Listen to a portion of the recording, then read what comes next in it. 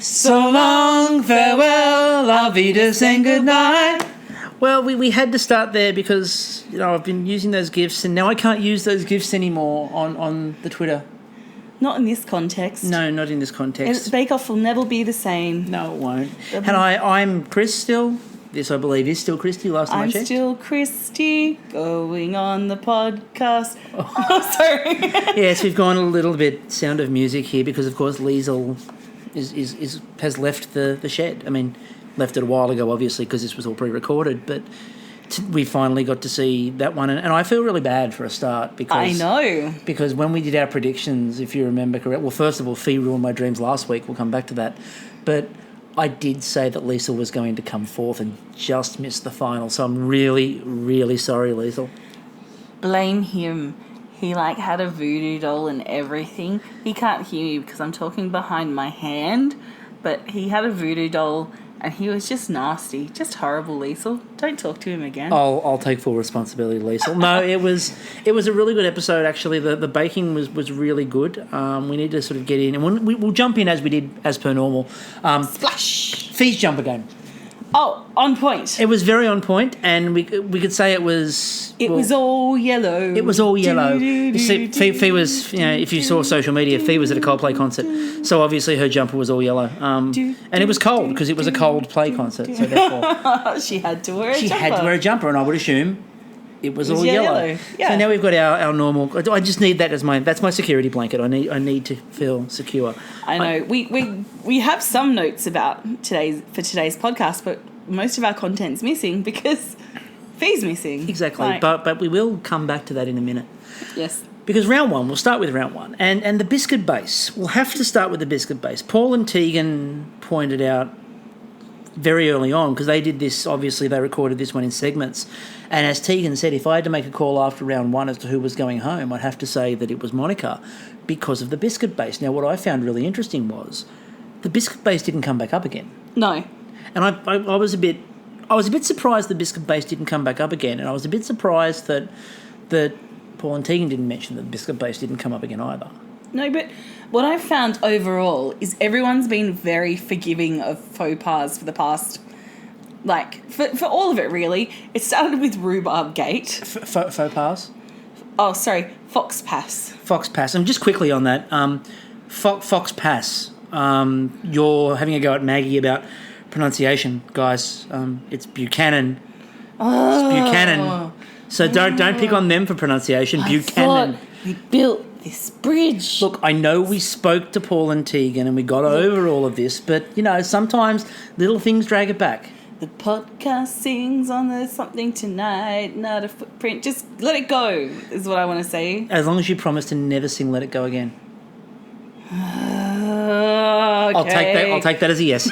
So it was really interesting, and also the other thing with Monica's bake in that first round was the Neapolitan cake aspect of it. Now all it made me think of was The Simpsons. Everything makes you think of The Simpsons. Well, that's true, but the Neapolitan, all I thought of was Homer opening all those boxes of Neapolitan and telling Marge they needed more strawberry chocolate and vanilla ice cream because he'd just eaten the chocolate section. And I just pictured that, Monica would present this cake and there'd just be this line of chocolate eaten out of it and the rest of it would just be sitting there. Yeah, if it's a true Neapolitan, a well-loved Neapolitan, that's the way it's served. What, in parts? In parts. Mostly the chocolate just taken out.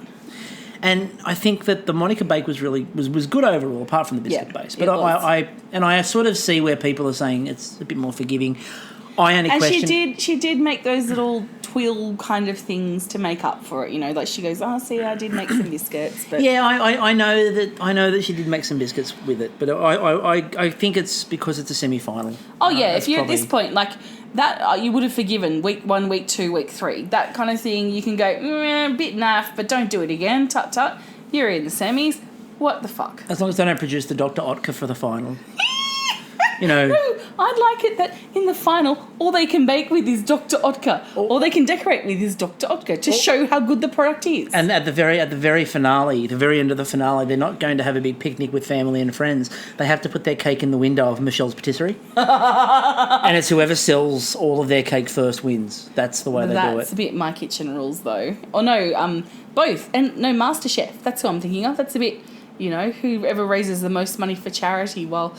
No, it's just whoever's cake Matt's goes first. cravat swans around the crowd. It's just whoever's cake goes first. It's not even about, raising money. It's just who gets rid of it first wins. That's the test for me. Yeah. I thought that they were also, for me, on point when they reviewed Liesl's cake and the fact that Liesl's... Yep. And look, it was a cake. Again, if you really want to be technical about it, the definition of a tart is a pastry base.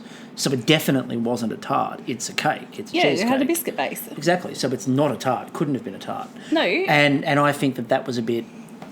Yeah, Tegan was the voice of the people when she really said... was. She said, the tin wasn't deep enough. Yeah, you're absolutely right to critique Maggie on that point because, you know what? Sarah Lee, have a look at their cheesecakes. Is that false advertising? If their cheesecakes aren't, I don't know, the size of a small encyclopedia, for those of you who've never seen an encyclopedia before, which I would presume someone like Antonio might not have, because they have Wikipedia to refer to, there used to be this book full of interesting information that you'd read at your grandparents' house because there was nothing else to do, and they seem to have some really old encyclopedias. Are we digging up some distant childhood information here, Christy? I'm quite proud I read encyclopedias when I was a kid. That's why I'm so awesome learned? These days. Learned and knowledgeable and worldly. Especially about the word learned.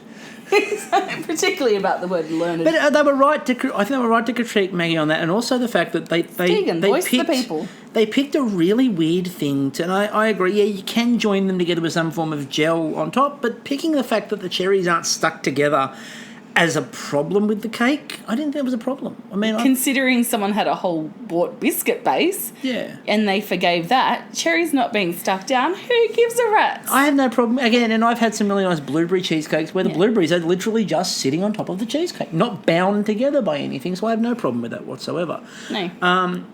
Olivia's, there's not much to say apart from the fact that she looked like she was under time pressure, but just produced something that was outstanding.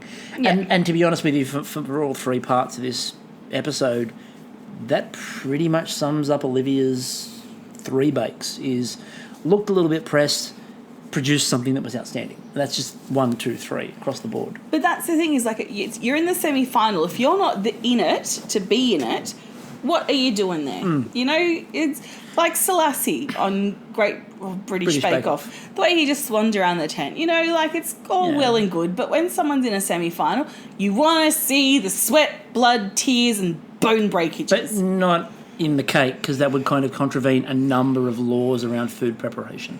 Maybe in your world, but in my world, it's like, oh no, that's wrong, it's cannibalism. Sorry, everyone.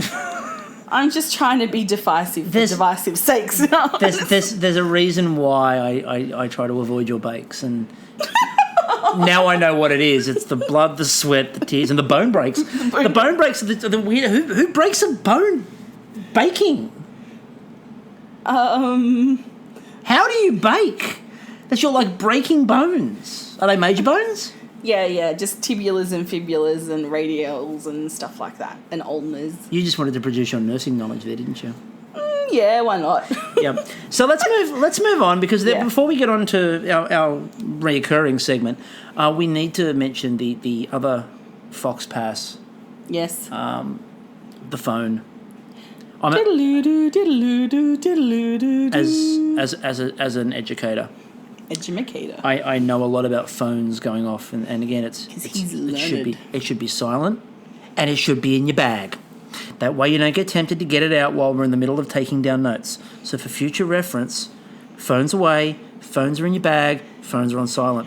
Or it'll be confiscated. Yeah, and now if I take it to the deputy, that's a note. You need a note to get that back from the deputy. So Paul, Tegan, I'm warning you for the final. Phones away. Right. Unless you do it on the Twittering. But just have them on silent. Yes, and by the way, speaking of silent and twittering, don't go silent on the Twitter again, please. Oh my God! Oh my God! Okay, so I'm cool, you know, just like putting up my gifs of like John Travolta, like looking around, like where's the cooling rack? They're not here. And I'm thinking, oh, you know, they live such awesomely busy lives. It's probably, you know, just a thing and they'll pop up later. And then there was nothing. Now, I have a few abandonment issues. I don't know where they come from because my parents were both there for me growing up, so it wasn't them. But it's like, where are you? What's going on? And I think we all started to question, like, what have we done? Have we said something wrong? Please come back. Hello, is this pommel horse? Can I get down now? And then they weren't there. And like, I'm like, oh my God, maybe they're injured. And so like, I was looking up and I'm like, oh good, they're tweeting on other stuff. I'm thinking maybe they just got their shits with Bake Off. And because, you know, Fee's gone, maybe they've just gone, that's it, show's over. But Toot Toot's still there. But Toot Toot's still there, but Fee's gone. So they're probably like, grr. This is in my head, okay? And you know my head, it's awesomely weird. And I was just in so much relief when they said on their podcast, we were just trying to avoid spoilers. That's fine. You can do that. Just fucking let us know next time, okay? Because some of us just don't have the mental capability and the emotional stability to cope with that. Okay, so yeah, we've got some issues to unpack after this podcast. We'll come back to those later. It'll be the washing up and analyst. Let's just distract you for a minute with something that produces joy for everybody. Yes, what's that?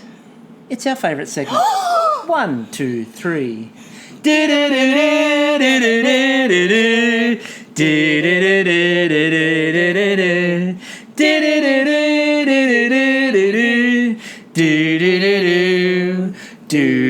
Yes, indeed, it is time for Antonio, Boy Genius. I was just doing You were doing the background music, well done. Now, the first part was when Paul and Tegan commented on Maggie offering him a job, and I don't know, one of the things that I tend to think about is that Antonio's going so well at this that by the end of it he might offer Maggie a job. I know, he just has his own little empire going. Antonio's Cantina. The Toot Toot Cantina. The Toot Toot Cantina, where he offers Maggie Beer a job as let's just a greeter, just at the front. Hello, I'm Maggie Beer. Come in for Antonio's food. She's just at the front in the apron that says Toot Toot. Yes, Toot Toot.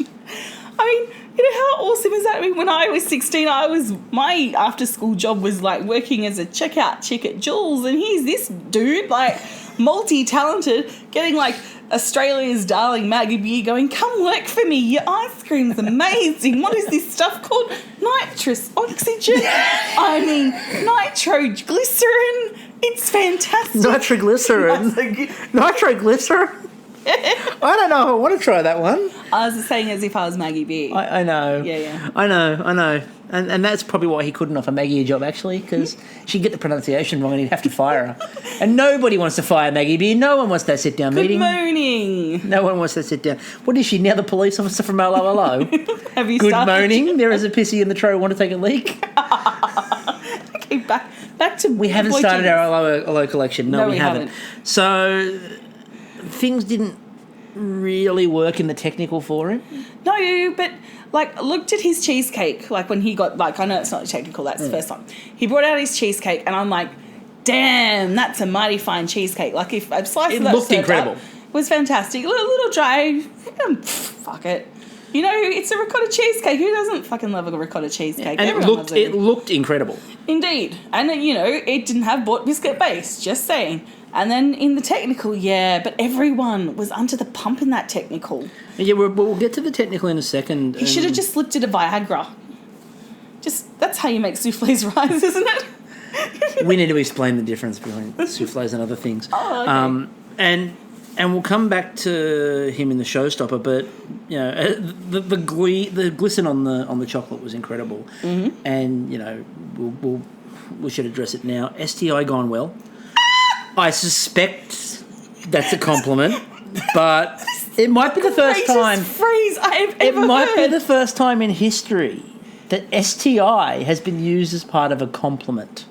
So well done, Tegan. You know, voice of the people right there. Exactly. You know, I'm just reclaim the STIs. Yeah, I'm going to be using that from now on. An STI gone well. Look, you're doing so good today. It's like an STI is going well. Oh, then I'm calling them an STI.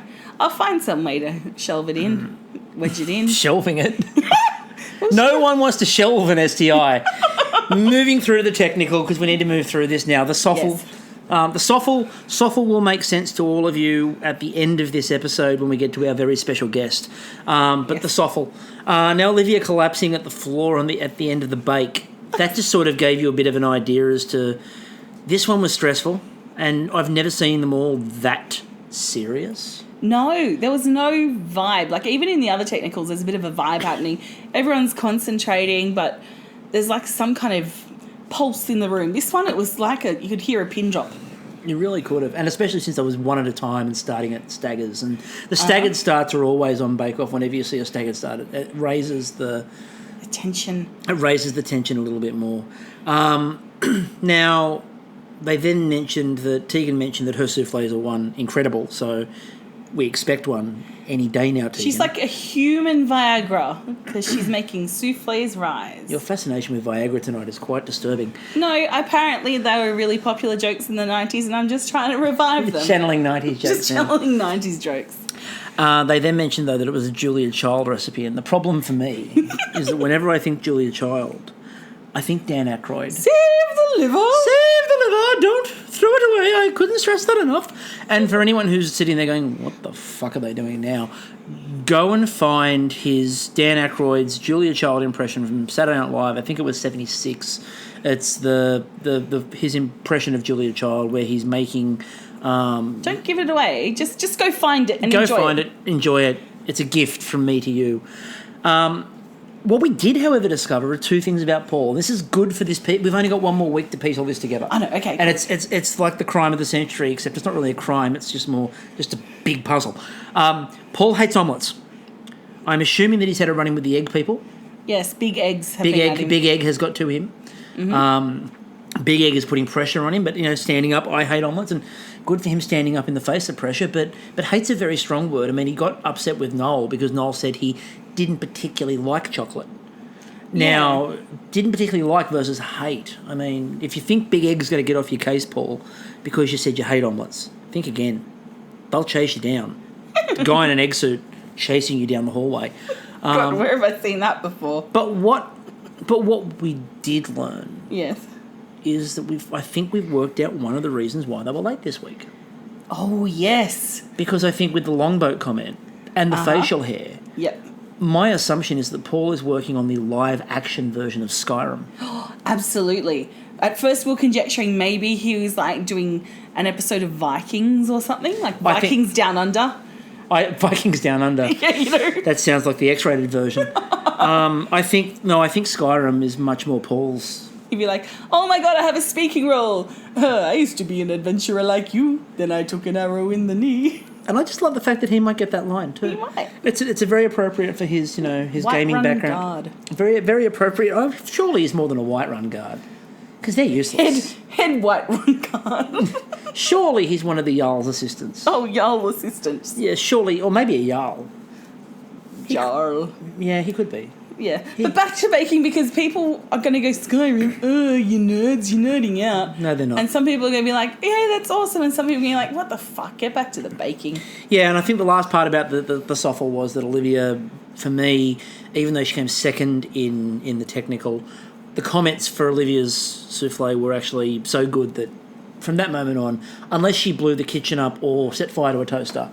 For that reference, check out our earlier podcast, which we put up today with Paul and Tegan.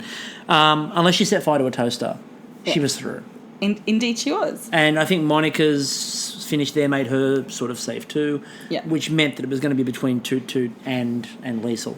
And that was really the thing. This was the hardest episode, even with Fee going and loving Fee. This was the hardest episode to watch the third challenge on, because you knew that someone you really liked. They've been talking all the way along, Paul and Tegan, about Kill Your Darlings, and this week really was that week.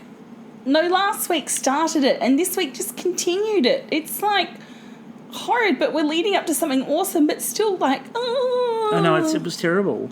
Now, the showstopper. Yup. Now, they pointed out that Maggie Beer referenced the war because it was the Germans versus the French the Italians doing the French food. But, I mean, everyone's going World War II. Now, look, the history nerd in me kicks in and goes, it wasn't, it was World War One.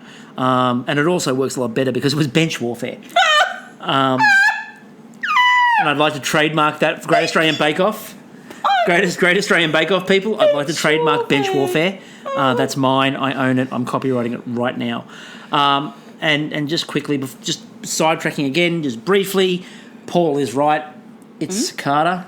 Oh, it is Cicada. Cicada is a Euro dance music star. Really? Yeah, actually she is. I'm not joking now. I wish I was joking.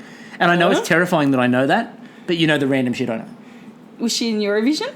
I think she was around Eurovision, yes. That's probably how I know. That's probably how I know it. But no, Paul is right. It's Cicada. It is Cicada. Who says cicada? Tegan, at that point, you're not the voice of the people. But don't worry, Teagues. A lot of us have, like, weird stuff when our brain just goes, no, I can't deal with words coming out of my mouth correctly. I go through what I call my Jeopardy phase, where I can't think of the word, but I'll explain to the person exactly what I mean. So I, like, go through a thesaurus of, like, definition of what the word is I mean, and then someone might come up with something similar, and then I'm there debating that with ages, and just like this, it waffles on, and I usually forget what I meant to say. Yeah, and that's something that Tegan mentioned, that, you know, there's random words not working and then suddenly Paul producing meaning out of them, and, you know, occasionally that's what ends up happening. There's words coming out of your mouth and I'm chasing a meaning. It's quite a beautiful thing, really. It's an art form. It's like some form of dance. And it's like Pictionary. It's well, you throw words, you know, it's dignity. It's dignity. Monica's Bake. Let's go back. Monica's Bake. It was really good, but it was buried under what I can only assume was every other bake that she'd done in Bake Off. It was so pretty. I think she was just like recreating my tattoo on her. And if no one's seen my tattoo, I'll put up a picture. But I think she was just recreating my tattoo on it because she was just channeling me and going, I want to make this pretty for Christy. Possibly, but I still maintain it was just every other bake that she'd done, just sort of stacked on top of each other and put. But apparently the flavours were really nice, and the bake itself looked really good. Oh, it looked great. Now we mentioned she just should have channeled Chanel. Because Chanel said, you know, you put everything on it and then you start taking stuff off to make it good. I'll take your word for it. Yes. We talked about Toot Toot before. Toot Toot just produced an outstanding STI gone well. Now, I felt really bad for Liesl because it's the second time that Liesl's baked something that someone else... So it's a direct comparison, and a direct comparison bake is really, really not good. However, when... was it Teagues or Paul who said the battle of the shit torts? Oh, shit. Yeah. And I just imagine this, like, Pokemon battle where, like, they were both dressed up as, like, the cakes and having to go at it. I choose shit tort! Just flinging cakes at each other. Flinging mirrored sides of cake. like ninja stars. Oh no, shit tort! Now Lisa goes, I've run out of layers. And Olivia's there laughing. I've got 20 more. This isn't even my final form. So it did sort of break my heart for poor Liesl because, I mean, I remember the last time she did this when it was bagels. and Antonio.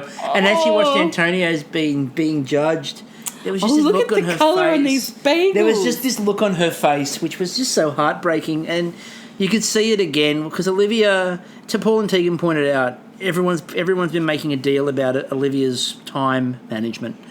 And she went 40 layers, which seemed ridiculous. But she pulled it off. Absolutely blitzed it. And the second she got 40 layers done, I think Liesl sort of had it. And Liesl sort of said to her after that bake when she looked at it, she sort of went, it's me. And the fact that she managed to make that work was incredible. Mm-hmm. And as they talked about there was the line when they were talking about the moment they knew that Liesl was going home, when they talked about, you know... Moist. No, with the telltale stroke. Oh, yes, when Maggie does that little, like, you know, like... the shoulder thing and the telltale stroke. Yeah, one of these days it won't be a judging call. One of these days it'll be something a bit more serious than that, and everyone's going to be going, "Oh, she doesn't like that bake." I'm going home, but I made a perfect fucking funeral tower. You wanted it 90 meters high, I made it 100. What are you doing, Maggie? Yeah, meanwhile, poor Maggie's asking for an ambulance. Yeah. And Maggie's asking for an ambulance, and all you're getting instead is, something going, don't send me home, I've done really well. And my concern about their review of the Showstopper was that it got very Barney Stinson from How I Met Your Mother. Moist. Yeah. I'd like to think that they were just doing performance art at this point in black turtlenecks. Who, Paul and Tegan or Maggie and Matt? Paul and Tegan. Not so much Maggie and Matt. Yeah. But Paul and Tegan were like, moist. Up on the stage, one leg on the chair, everyone in the front row cringing a little bit. And the other thing we found out was a bit more about how Paul and Tegan live their lives, which was Tegan. Yes. And I think we found out what she was doing. Yes. She's like, I've been stalking Liesl for the past couple of weeks. And I just immediately thought that this is going to be the new midday movie that's coming out. Stalking Liesl. It'll be one of those Christian movies where there's like a heart of gold thing in the middle of it. And, there's some guy trying to save Liesl, but she doesn't want to listen. And then there's this creepy guy who meets her at a bar. No, it's a creepy Tegan Higginbotham. But there's a creepy guy who meets her at the bar. And it's actually a guy who's working for Tegan to get Tegan close. And Tegan's just peering through windows. Well, she did admit that she'd been watching a lot of Homeland, and she seemed to think, like, she was paranoid that we were stalking her. Yeah, so... to be honest, I'm too lazy to be a stalker. I wouldn't know where to start. That's you, though. I mean, look, let's face it. I've probably... my sleep patterns are so poor. I've probably got the time. Please don't start stalking people. I don't want to see you coming home going, I've got another AVO. Can't you just get some sleep? Not again. Anyway, now what we're going to do is something a little bit different for us, which is we're actually going to flick to something that we've done previously. The other day we decided that we weren't really coping without Fiona.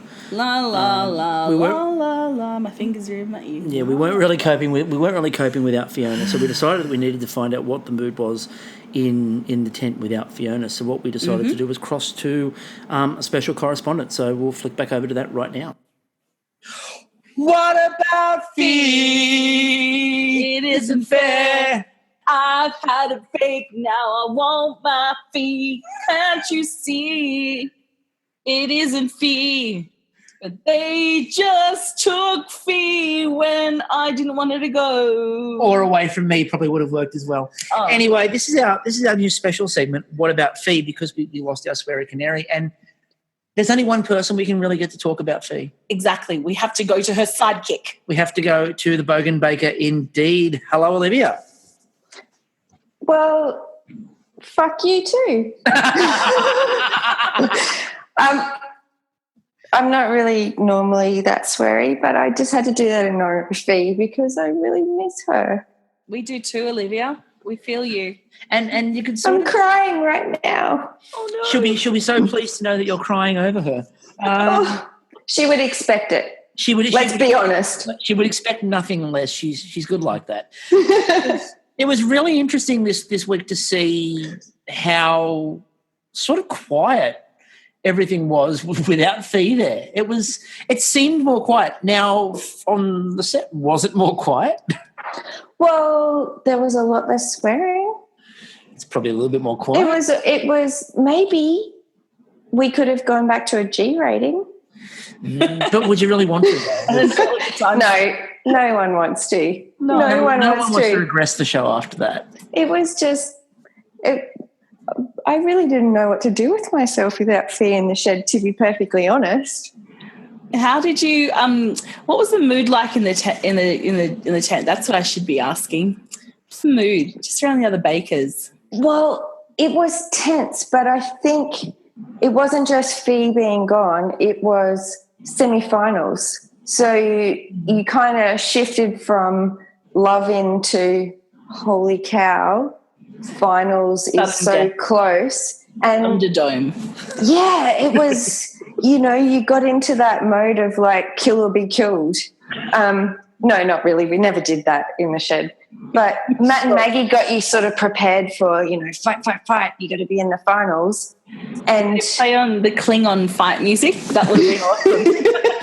It would have been so cool. Spectacles at the ready.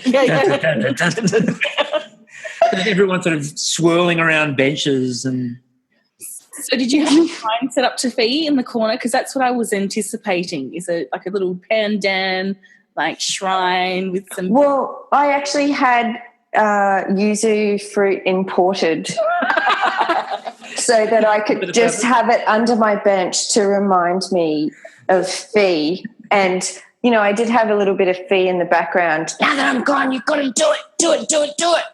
So, yeah. Is it true that under all your clothing you're actually wearing one of Fee's aprons? Yeah, totally. No, I was like fitting like Fee's awesome sneakers onto my feet. You know? I was like, okay, Fee, I want the pink Adidas, please. Writing little post-it notes on the bench that just said, fuck.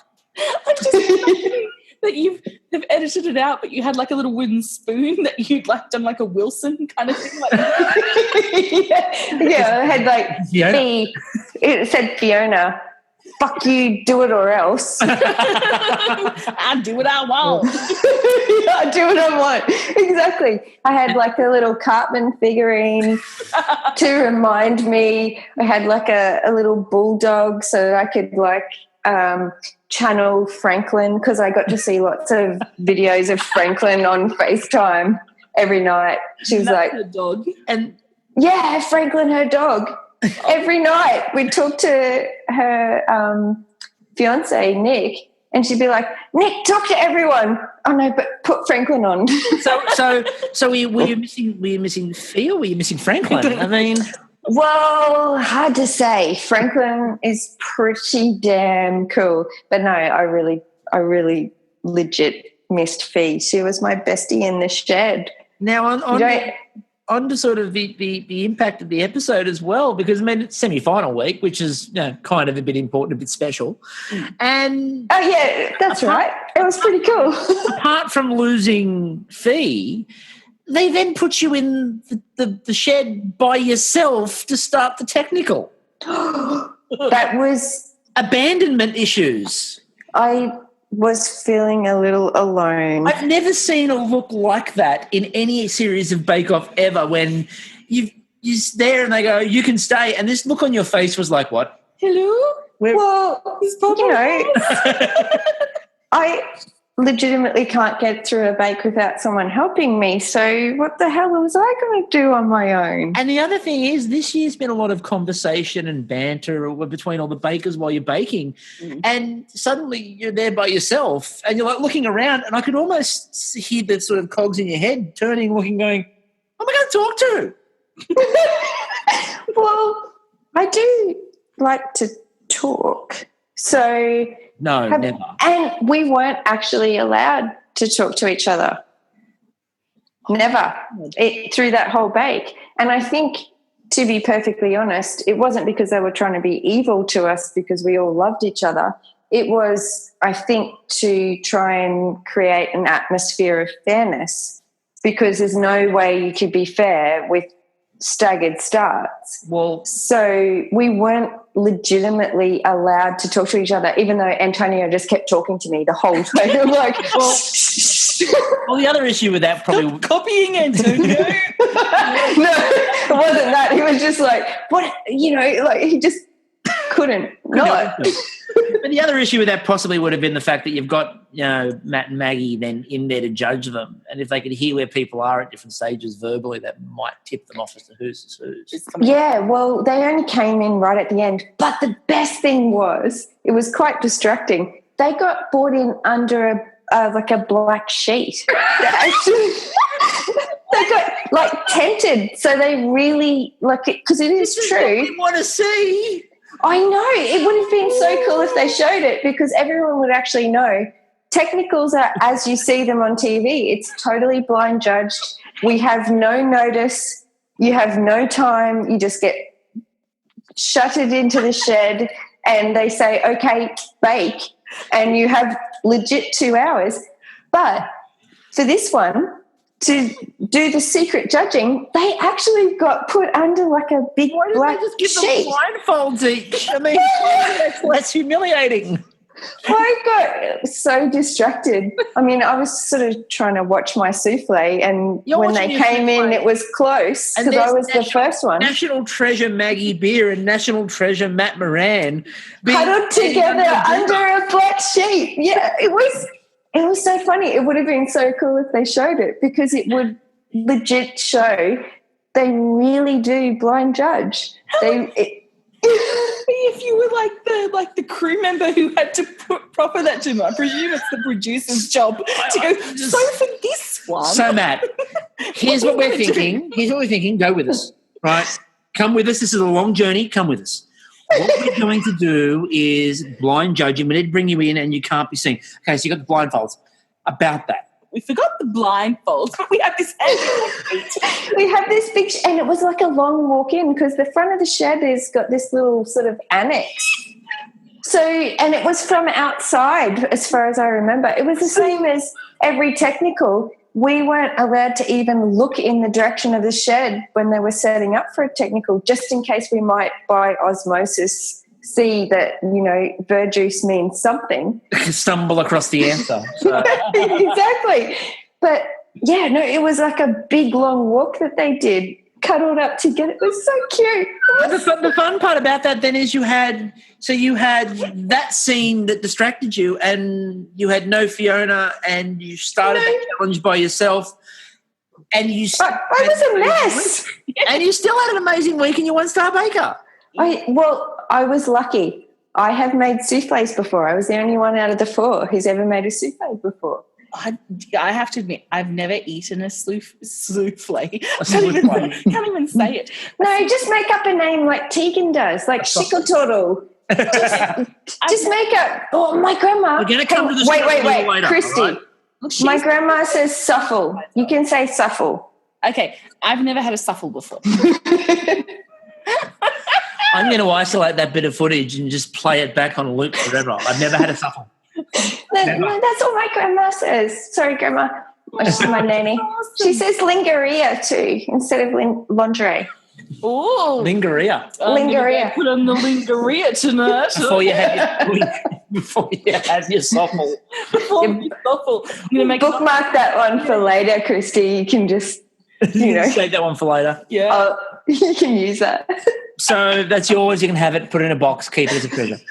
So overall, though, your week of Bake Off this week in the semi-final, let's face it, if you kind of want to have a week in the lead up to the final where you're going to be Star Baker, semi-final week's a pretty good week to do it.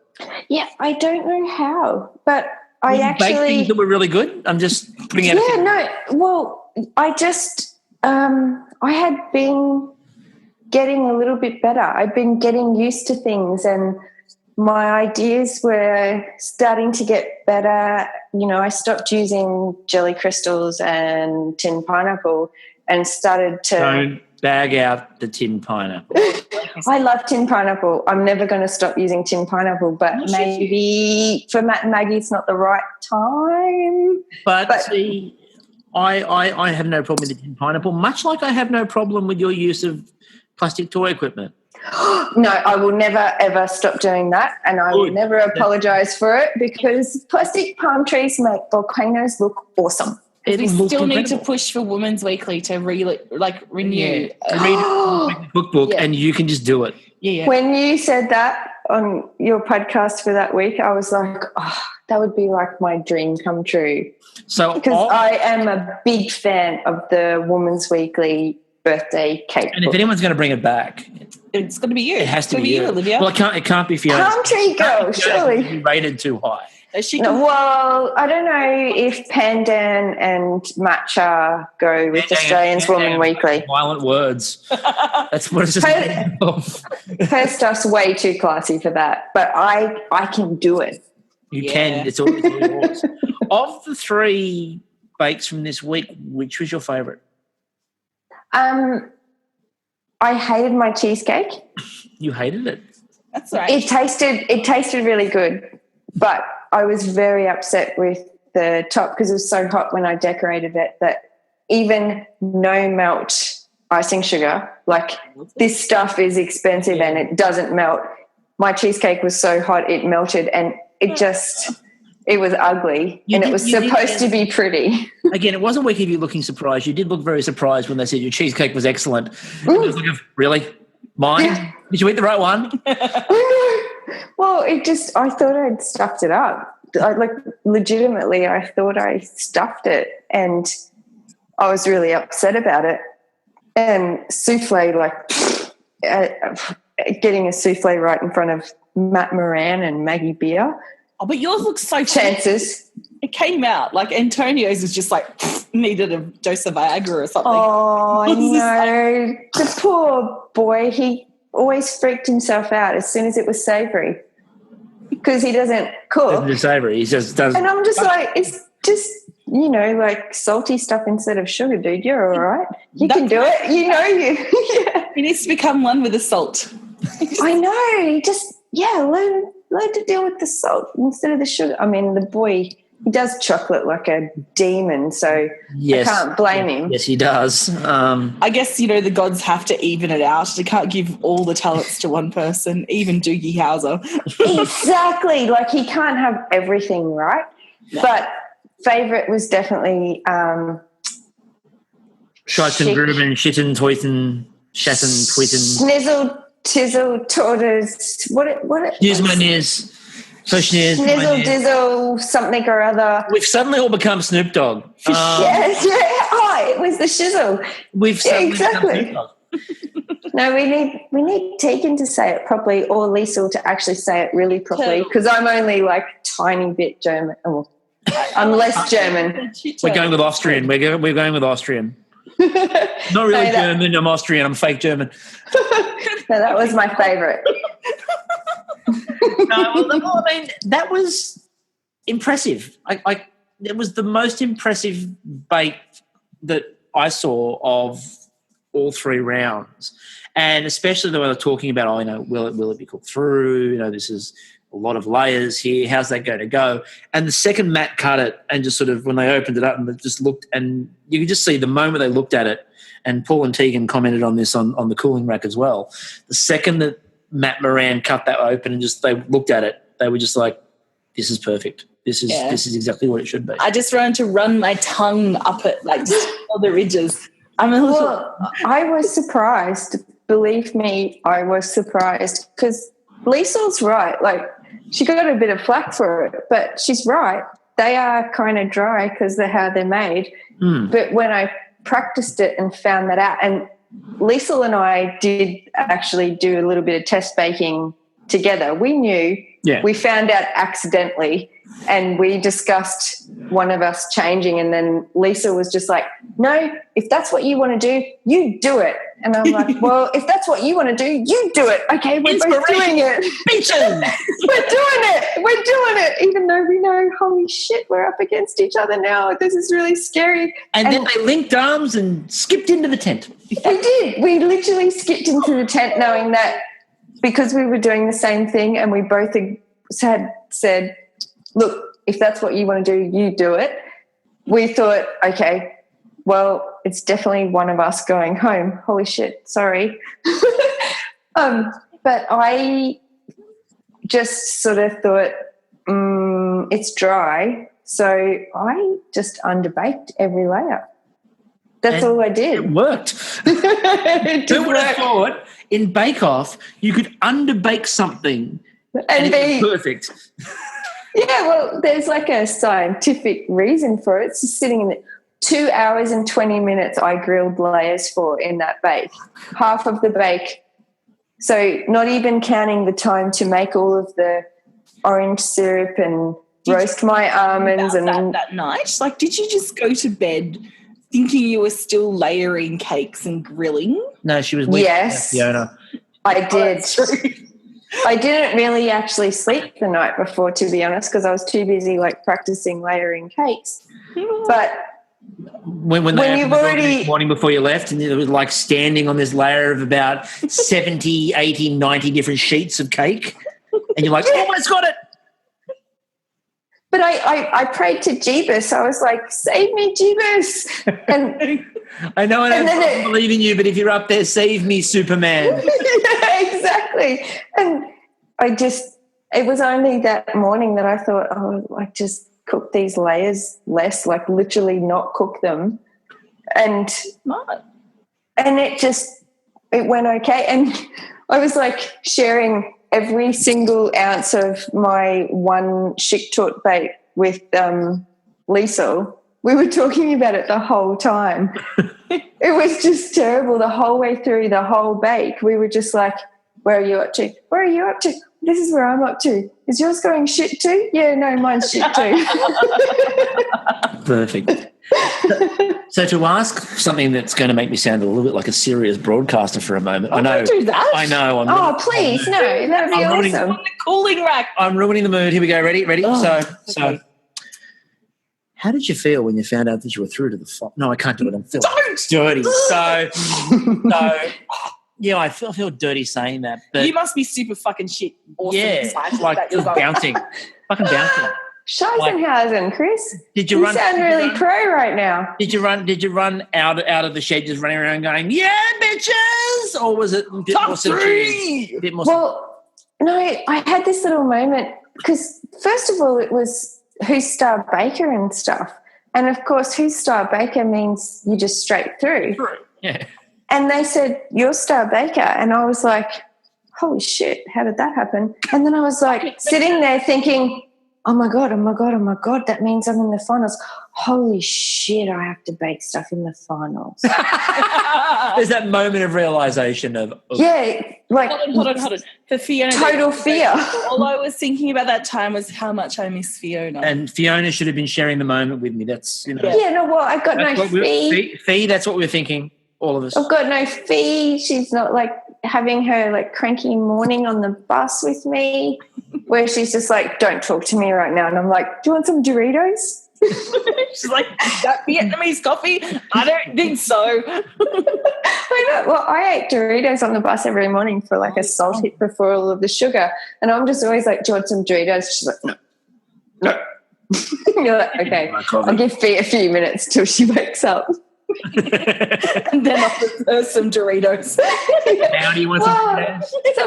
Sometimes she did eat them. See, I've just got this image now in my head of the episode, where she drops, the infamous episode where she dropped the pie. She's over there and everyone's scooping the pie up and you just lean over and go, hey, Fee, how about some Doritos now? Yeah, I should have, because that was like, that broke my heart. I forgot about my entire bake. It just like was burning in my oven while I'm sitting here going, oh my God, my heart is breaking. My world is collapsing because Fee's on the ground swearing to the gods, like literally Zeus could hear her. Like up in the clouds, like that far away, everyone could hear it. And it just, I can't even tell you. It was the worst thing that ever happened. The whole shed stopped because of the Sweary Canary. That's where she was born. So with the pie, did it fall back into the left? No, it just fell all into the crack. Just into the crack, just pile into the crack. I was trying to save the top for her. And she's like, it's just fucking gone. It's just throwing stuff everywhere. Well, my favourite moment, though, was because all of us just surrounded her because every baker in the shed, none of us wanted anyone to fail. No one wanted anything bad to happen. We all helped each other when anything bad happened. And even though you don't see a lot of it. But my favourite moment is Fee just saying, "You all just fuck off, Olivia, you can stay." I was like, yes, sir. Okay, sure. What are we going to do about this? It's the most supportive series ever. See, and as they point into the tent going, see this Fee going, fuck off. Well, that's when you know that you are really the Sweary Canary sidekick, when everyone else has got to go, but you have to stay. You have to be there. You had to. No, I think that the dynamic between the two of you worked quite well, and the side kicking. And again, as we sort of said all the way along, it swapped up. Some days you were the sidekick to the Sweary Canary, other days she was your sidekick, and it was a really sort of good interchangeable relationship. So, and it worked really well. Well, no one else is going to swear about wholemeal. No, and again that I get down to the roots. That and the plastic tree. I mean, we sort of tipped you early on to make it into the final. We like to claim that point right now. Yeah, thanks for that. I like that. no problems. Again, we like to take a lot of credit here. We Yes. feel like we've done it. Yeah, we were in that tent every day, slaving away on bacon. Yes, People didn't we've see done us, this. but we were there. We've done this. Yeah, We did were the just hard yards. we were hiding in the background. Up at dawn, on the bus eating Doritos. Oh, hold on. I'm just channeling you, Olivia. Sorry. Doritos at 5 o'clock in the morning on a bus in the dark when you think you can study your recipes, but then you realise it's dark. You can't read anything. You're just like, I don't know, Doritos, I'll get my salt. Just looking at your hand going, look, nacho cheese. People underestimate the power of chips. When I was a nurse, in the olden days, Is this a story like a bleeding where you, rather than bleeding, you were treating people with chips? No. It was more when it hit 3 a.m., I'd go for a wander down the vending machine, get myself some chili kettle chips, because that had just perked me right up at 3 a.m. I could go back to my rounds and shit. I thought you were going to say that salt and vinegar chips are good for infections and stuff like that. Yeah, they make a great poultice for infections. Well, that's the salt might be a bit of a problem. No. The vinegar, Hey, maybe you can get Kettle to sponsor the podcast. Oh, yeah, I'm open for it. We're open to any sponsorship. So, again, and as we always point out, the Pie Tin in Newtown, wonderful pie prices. Pie that actually done. Must get your chops around that. Yeah. It's never going to work. We keep trying. It's never going to work. Thank you, though, for trying for us. We greatly appreciate that. Between kettle chips and Doritos and the Pie Tin, somebody has to come up. Someone will. Surely. We get sponsored by Depends. Hey, take what you can get, which I believe is also their slogan. Anyway, so... Oh, my God, you snorted before I did. I love it. Yes. Yay! Yes, this is perfect. And so... Again, with all that in mind and now knowing that the final's coming up this week, I mean, obviously pre-recorded and stuff like that, but is it exciting knowing that you're going to get to sit down and, watch it all this week? It's bloody nerve-wracking, mate. Yeah. Yeah, I could Pretty much shitting my ducks. Yeah, well, You should get sponsored by Depends. Depends now. There you go. See, the sponsorship dollars are just trickling in. Sponsored by Depends. No, I'm literally just reliving the total fear that I experienced going into the finals and just even reliving the concept that all of a sudden it's going to be over twice. The same thing. Yeah, it's going to be over. And over a second time. This time.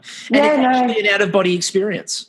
No, yeah, pretty much. It's really weird. You should watch my husband trying to watch me dealing with it. But well, I mean, we do know something, a bit of something about the Inception concept. It is an Inception concept. It actually really is. It's really weird. Plus, he came down to watch me in the finale. So he'll see himself, seeing you, seeing him. Ooh, that's... Well, he's shitting his ducks more than I am because he's so camera shy. I think he actually apologised to me after we got home. Mm-hmm. Why? Because he didn't think he said anything nice about me anytime he was interviewed. That's okay. Because from what I think may possibly have happened is that then Fee just jumped in and went, "She's really awesome. Don't listen to it." No, I actually think Fee might have made up for hubby because Fee was like, she was awesome. She was like, she was trying to coach me before. She was like, "All right, I'm your coach and you're just going to do this." And I'm like, "Fee, I just really want to go to bed. I need some sleep before I get up at 5 o'clock for Bake Off." But like Rocky, but rather than punching the meat beforehand, there you are, sort of there, and Fee's got this apple pie there, and she's moving it around, and you're trying to hit the apple pie, and she's just moving it. Your reflexes need to be faster than this. You've got to catch a bake. You've got to catch a bake. You've got to catch a bake, and then you're like, you dropped a pie, Fee, and then she got all sad. It's exactly and then you walk like that. Potatoes, and it was all good again. She was like Batman. I was Robin in training. She's like, "You got to do this. You just got to do this. Don't let me down." And I went into the finale actually thinking, I can't let Fee down. It wasn't about you. No, I had my yuzu shrine. I am bogan, sorry. Yeah. I had my yuzu shrine. Yes. And I was trying to channel Fee. I tried not to swear though. Because I have to swear and try not to drop baits. I don't want to disappoint my nanny, and that's her bag anyway. I don't want to tread on her territory. It's like those movies, you know, when you like have like the like the couple, not couple, but you know, like the mates who go on this epic journey, and then right near the end, that one of the sidekick, but not the sidekick, sacrifices themselves so that the other person can go on. Please tell me you're not about to compare them to Thelma and Louise, because no, they died together. I'm thinking. It's okay, you die together. It's all good. Yeah.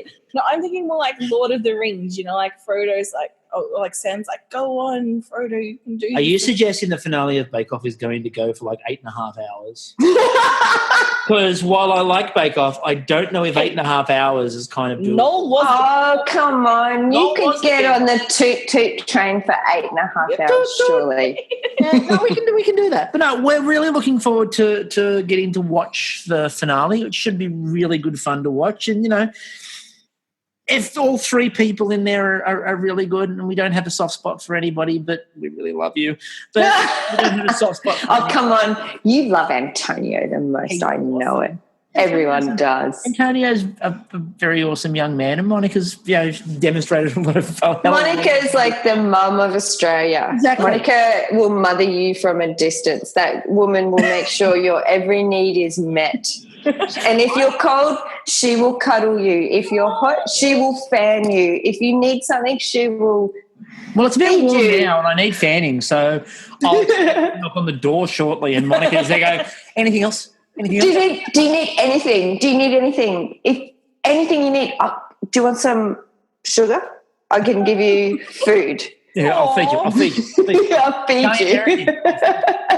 That's why she's the auntie I want. I want an auntie like her, because all my aunties are shit. Yeah, everyone needs an auntie like Monica. She will make sure you are looked after. Yeah, none of my aunts will listen to this, so I can say that. You're all shit. I want Monica. I like my aunts, for the record. They won't listen to this, but I like them. Yeah, my aunts are cool. So anyway, it's been fantastic to talk to you, and I have a sneaking suspicion we'll talk to you again in the future, but that's for a future date. Oh, well, I hope so. It's been really lovely talking to you. Thank you for having me. Thank you very much for coming on. Yes. And you better watch the final and not podcast too late. No, because I'll be listening.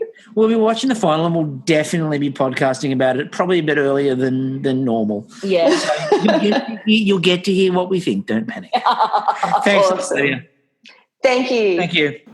So that was it was going to be a brief chat with Olivia. Yeah. It was 10 minutes.